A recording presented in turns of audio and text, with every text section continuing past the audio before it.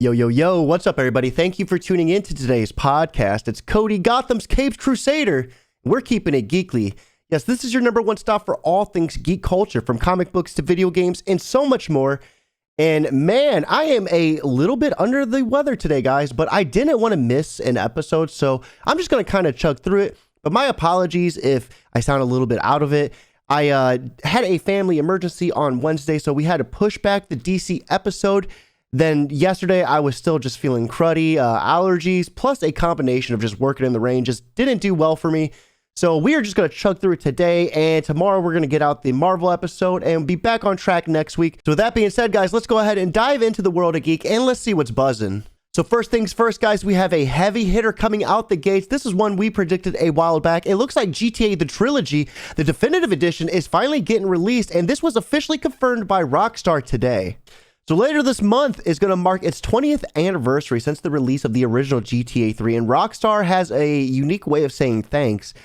For your efforts in the last 2 decades, they are going to be giving you GTA 3 Vice City and San Andreas in a new definitive edition, which is going to be coming to a multitude of different platforms. We're talking PS4, PS5, Xbox Series X and S, Xbox One, Nintendo Switch, and PC. Now, this upsets a lot of people because there were some pretty awesome mods out there in the community, and those are all just getting washed away.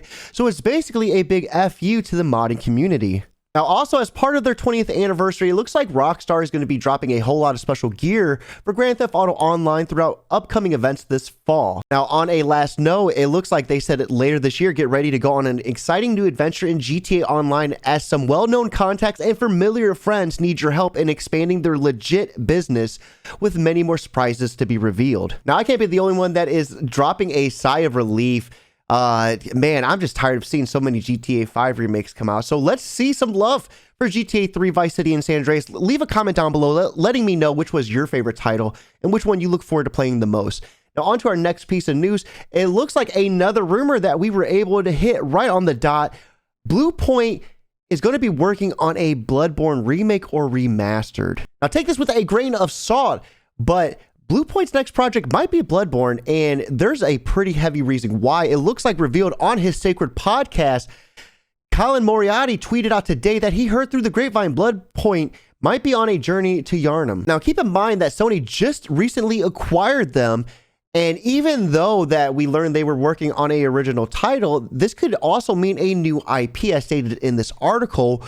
One huge thing to consider, though, is Colin was the one who dropped the leak for Demon Souls, so this is something that we really should be considering in the future to come. Now, a lot of people are speculating we might see a Bloodborne 2 come out, but with that being said, I would almost see From Software wanting to take the helm of that operation and leave the remaster or the remake to the kings of it, which is Bluepoint Games.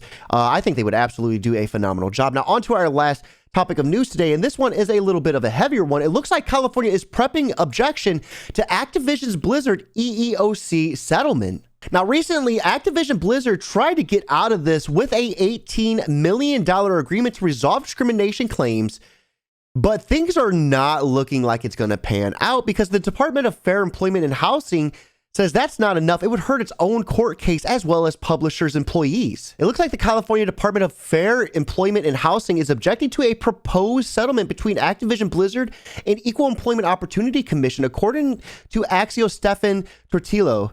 Now, Tortillo posted scans of the DFEH filing in Activision EEOC court case that raised objections to the pair's agreement last week to resolve charges of discrimination.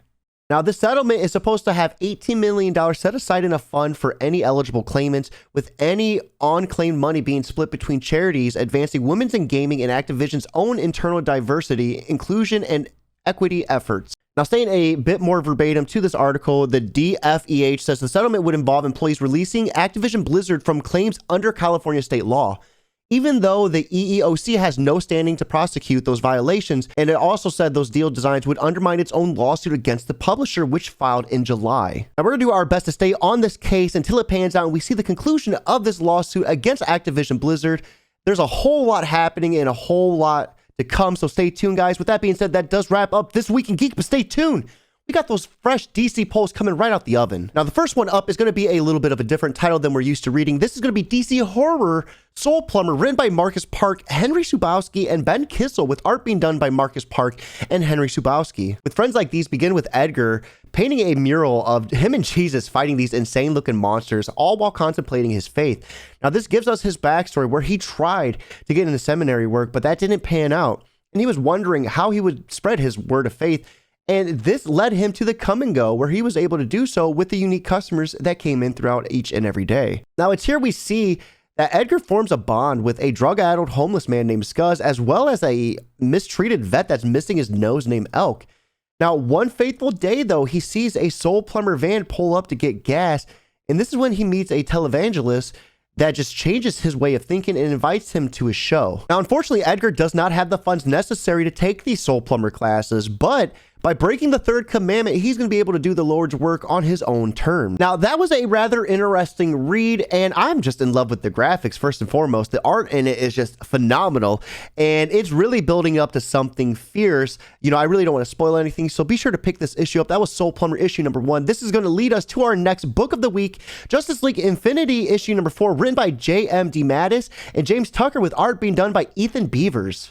Now, the Mirror Cracked Part 4 brings us Asmos traveling a infinite multiverse, trying to find out who he is, and he is breaking and fracturing countless mirrors, which in turn condemns and kills countless people. And this brings us Diane getting blimped into nowhere else but Apocalypse. Now, it isn't long until she runs into Darkseid, who surprisingly calls out to her as My Diana, before she just unleashes her fury on him, beating him, and he doesn't fight back, which really throws her off. Now, we find that Darkseid and his quest for the anti-life equation led to just an all-out warfare with the Justice League, and things were getting bloody and just ruthless until Diane was able to change his mindset. Now, acting as an ambassador, we see Diane form this bond with Darkseid, eventually falling in love with him. But little does he know that he's the conduit of the anti-life equation, which in turn kills everything he loves, including Diana. And this just leaves him to wander the planet alone for thousands of years. Now, Diana refuses to believe this and instead flees, and she runs into the actual anti-life creature herself, and it's trying to kill her. Now, that book definitely threw me for a loop. I didn't foresee Wonder Woman getting married to Darkseid, but that is the least of their worries, and things get even crazier. Now, this is going to lead us to the last read of the week, and this is going to, I saved the best for last, I'll be honest.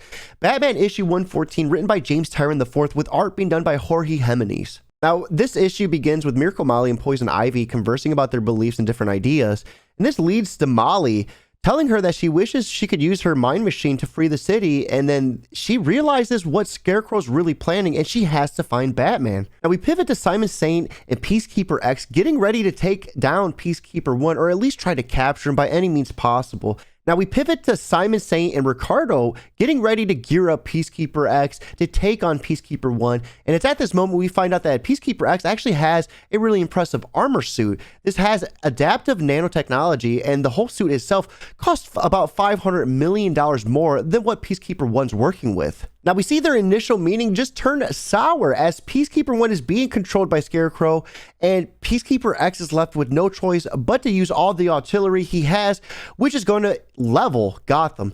Now, as far as Simon Saint is concerned, though, Gotham is a war zone. Now, things are getting insane in this issue, and they will only continue to heat up. What are they going to do with their famed hero turning against them? Only time will tell what happens with the magistrate. Now, with that being said, guys, that does wrap up our podcast for today. As always, you can find me on my respective social media platforms at Twitch, Twitter, Instagram, YouTube, and so much more at JobForCody. Now, if you liked today's video, be sure to hit that big red subscription button and turn on notifications to be alerted anytime I drop more content. And as always, guys, keep it geekly.